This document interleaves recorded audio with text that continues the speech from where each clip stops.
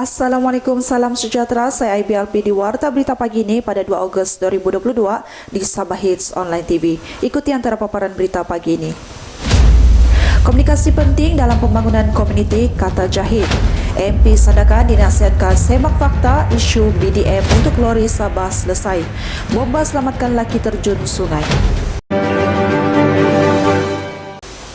Para pemimpin kampung diseru agar sentiasa berhubung dengan jabatan-jabatan kerajaan sekiranya mempunyai keperluan dan terdapat masalah di kawasan masing-masing. Menteri Pembangunan Luar Bandar Sabah Datuk Jahid Jahim berkata, komunikasi adalah perlu dan penting dalam konteks pembangunan komuniti dan penyelesaian masalah. Beliau berkata demikian ketika merasmikan program Santai Minda bersama Agensi Kerajaan dan Swasta Daerah Kecil Tamparuli 2022, anjuran bersama Jabatan Penerangan Tuaran dan Unit Pemimpin Pembangunan Masyarakat Tamparuli baru-baru ini. Tambahnya pendekatan untuk mendengar suara rakyat menerusi sesi dialog berkenaan bertujuan untuk mengetahui perspektif sebahagian penduduk tentang perancangan-perancangan pembangunan melibatkan setiap jabatan yang ada, termasuk juga permasalahan di kampung masing-masing.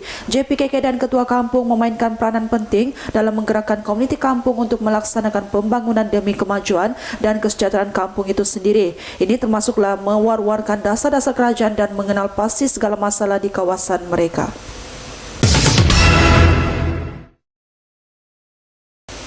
Kementerian Pertanian dan Industri Makanan MAFI bersedia memberi pendedahan kepada para petani di Sabah bagi penggunaan teknologi pertanian agar menjadi pembangkit kepada peningkatan kualiti serta hasil keluaran tanaman.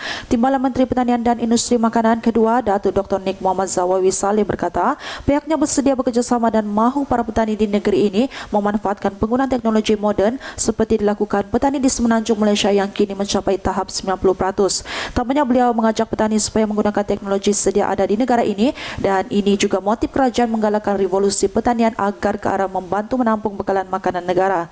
Beliau berkata terdapat pelbagai teknologi moden dari China, Jepun serta Taiwan yang boleh dimanfaatkan. Selain Kementerian Sains, Teknologi dan Inovasi turut mengeluarkan pelbagai produk teknologi yang boleh diguna pakai. Sementara itu, Pegawai Pertanian Tawau Abdul Samad Injau berkata, TKPM di sini merekodkan lebih 400 metrik tan pengeluaran hasil tani termasuk sayur-sayuran dan buah-buahan bernilai lebih 1,1 juta bagi tempoh Januari sehingga Jun lepas.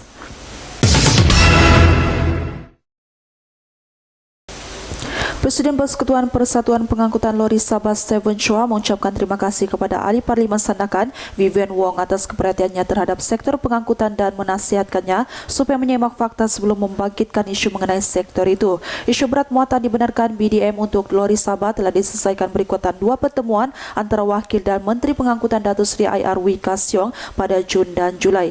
Mesyuarat di Sandakan dan Putrajaya telah diatur oleh Pengurusi Lembaga Pelesenan Kenderaan Perdagangan Sabah, Datuk Chin Kim Hyung.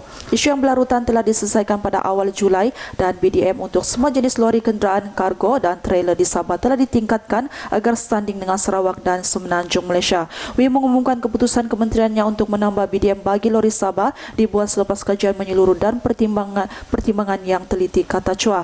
Sebelum ini terdapat perbezaan yang besar dalam BDM kenderaan komersial di Semenanjung Malaysia dan di Sabah iaitu antara 3,000 kg hingga 13 kg.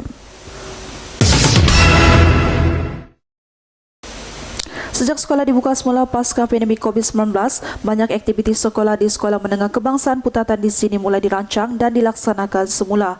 Proses rejuvenasi ini dilaksanakan oleh banyak bidang termasuklah bidang bahasa yang mengadakan Minggu AIMS pada 12 hingga 22 Julai 2022. Pengetua Cemerlang SMK Putatan Datin Haja Johara Abdullah yang merasmikan pelancaran Minggu AIMS itu dalam ucapannya merakamkan tahniah kepada panitia-panitia bidang bahasa kerana telah membuka langkah menganjurkan banyak aktiviti yang menarik perhatian murid-murid. Pelbagai aktiviti menarik telah diadakan semasa Minggu AIMS yang menggabungkan 4 panitia di bawah bidang bahasa iaitu Panitia Bahasa Arab, Panitia Bahasa Inggeris, Panitia Bahasa Melayu dan Panitia Kesastraan Melayu Komunikatif. AIMS merupakan akronim yang bermaksud sasaran atau bersasar dan Minggu AIMS 2022 dengan tema mempertabatkan bahasa Melayu dan memperkasakan bahasa Inggeris yang berlangsung selama 2 minggu itu telah mencapai objektifnya. Aktiviti seumpama ini menjadi asas untuk melahirkan model insan terdidik.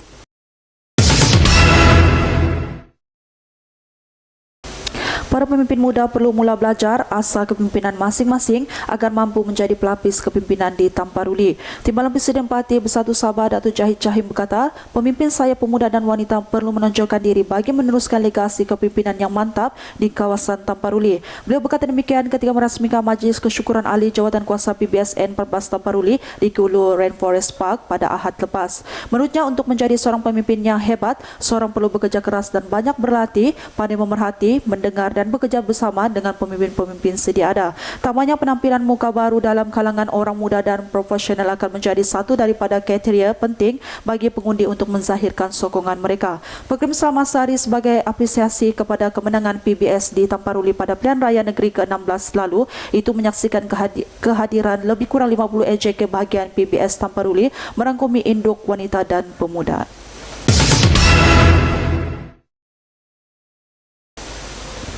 Kerajaan Sabah terus komited dalam mentransformasikan negeri ini menjadi sebuah kerajaan digital yang maju, kompetitif, progresif, inovatif dan berdaya tahan.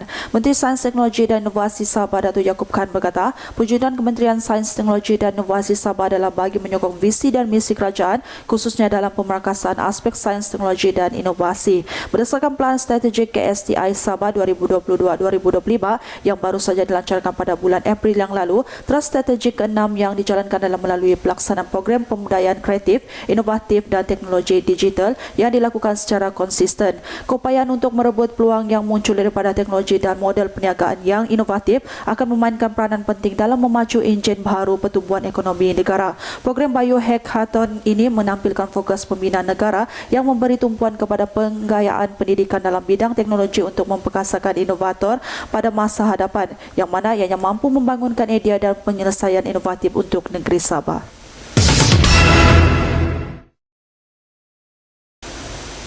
Seorang lelaki berjaya diselamatkan oleh anggota bomba selepas terjun dari Jambatan Baru Beaufort ke dalam Sungai Padas dekat sini pada kemarin.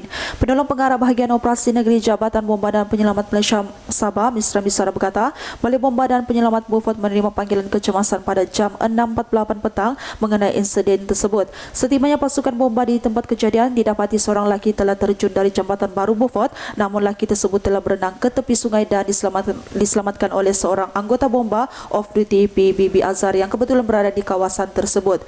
Seterusnya, anggota bomba bertugas bertindak menenangkan mangsa dan memberikan perawatan awal sehingga ketibaan pihak pasukan petugas kesihatan dan juga polis.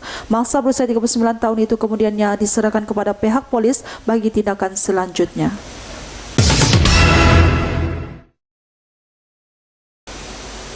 Terdapat sebuah rumah, bengkel dan 5 buah kenderaan musnah dalam satu kebakaran di Jalan Bunga Raya, Kepayan di sini pada petang kemarin.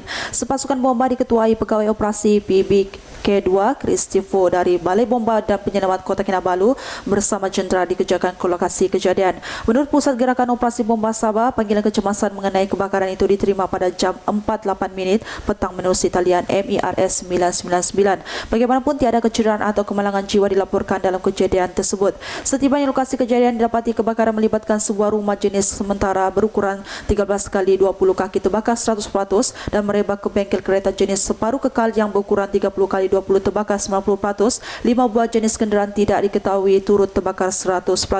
Pemadaman tersebut menggunakan 2 aliran 300 kaki dan 4 pancutan dengan sumber air dari tangki jentera dan pilih bomba berhampiran.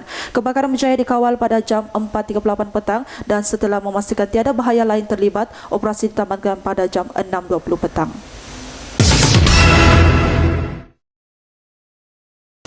Seorang juragan bot terpaksa berenang dan terapung kira-kira 6 jam semata-mata mahu mendapatkan pertolongan selepas bot dinaikinya bersama 11 individu hampir karam di Pulau Mantabuan, Semporna. Ketua Polis Daerah Semporna Superintendent Muhammad Farhanli Abdullah berkata, sesatan mendapati kesemua mangsa berusia 3 hingga 79 tahun itu, yang mana 5 daripada mereka merupakan warga asing. Bagaimanapun hampir 6 jam kesemua mereka berjaya diselamatkan pasukan kawasan keselamatan khas Pantai Timur Sabah Eskom. Sesatan juga mendapati bot yang dinaiki mangsa dipercayai terlanggar kayu yang terapung menyebabkan bocor lalu dimasuki air. Juragan dan penumpang bertindak mengikat tong minyak kosong di bot berkenaan bagi mengelak daripada tenggelam. Menurutnya, kesemua mangsa terbabit kemudiannya diserahkan kepada pasukan polis Marin dan setakat ini juragan serta 4 warga asing yang tidak memiliki dokumen pengenalan diri ditahan untuk tindakan lanjut. Kes tersebut disiasat mengikut Seksyen 280 Kanun Keseksaan dan Seksyen 6-1-C Akta Immigration. Sekian saya berita pada pagi ini. Terima kasih kerana setia bersama kami di Sabah Hit Soleh TV. Saya mengundurkan. Salam hormat dan jumpa lagi.